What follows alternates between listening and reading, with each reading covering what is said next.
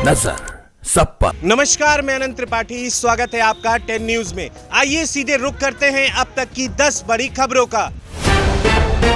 महाकुंभ में आज संगम स्नान के बाद योगी कैबिनेट की बैठक, कई बड़े प्रस्तावों को मंजूरी। 40 साल बाद फिर खुलने वाली है 1984 में देश में हुए सिख विरोधी दंगों की फाइलें, सभी पुलिस कप्तानों को मिली चिट्ठी।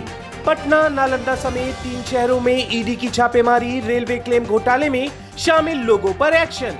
यूएस में जन्म के आधार पर नागरिकता खत्म करने का विरोध, भारतीय मूल के सांसदों ने उठाई आवाज, बताया असंवैधानिक। बीजेपी के चुनावी वादों पर बौखलाई आम आदमी पार्टी, केजरीवाल बोले भाजपा घोषणा पत्र दिल्ली और देश के लिए खतरनाक। हरियाणा के 28 नेताओं को बड़ी जिम्मेदारी, दिल्ली की 32 सीटें जिताकर डालेंगे पीएम मोदी की झोली में संभाला मोर्चा। बिहार में 28,000 कंप्यूटर शिक्षकों की होगी बहाली, प्राथमिक स्तर से स्कूलों में होगा बड़ा बदलाव। छात्रों को कंप्यूटर की जानकारी देने के लिए शिक्षा विभाग ने शुरू की तैयारियां।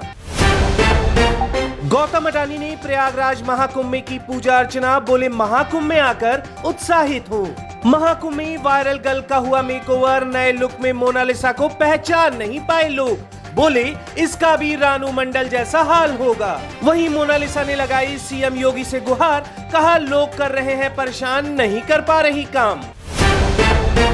पूरे देश में 11 लाख रामायण की प्रतियां बांटेंगे अरुण गोविल, बोले सांसद बनने के बाद और खराब हुई आर्थिक स्थिति, लेकिन मैंने प्रतियों के वितरण पर अपना पैसा खर्च करने का फैसला किया है। सांसद अरुण गोविल ने कहा महाकाव्य में शत्रुओं के बीच संबंध भी दिखाया गया है और अगर कोई व्यक्ति महाकाव्य के संदेश और नैतिकता का 10% भी अपने जीवन में अपना ले तो इससे समाज और स्वयं का कल्याण हो सकता है।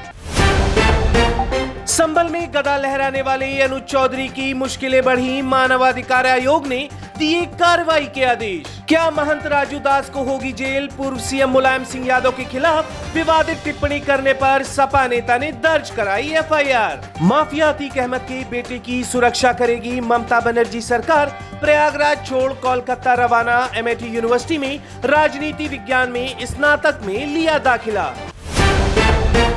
कानपुर महापौर की अगुवाई में खूब गरजा बुलडोजर, परेड से उर्सला अस्पताल तक तोड़ी गई दुकानें। केंद्रीय मंत्री नितिन गडकरी ने जताई चिंता, इस्पात सीमेंट इंडस्ट्री कुछ लोगों के हाथों में सांठगांठ, देश के लिए बड़ी समस्या।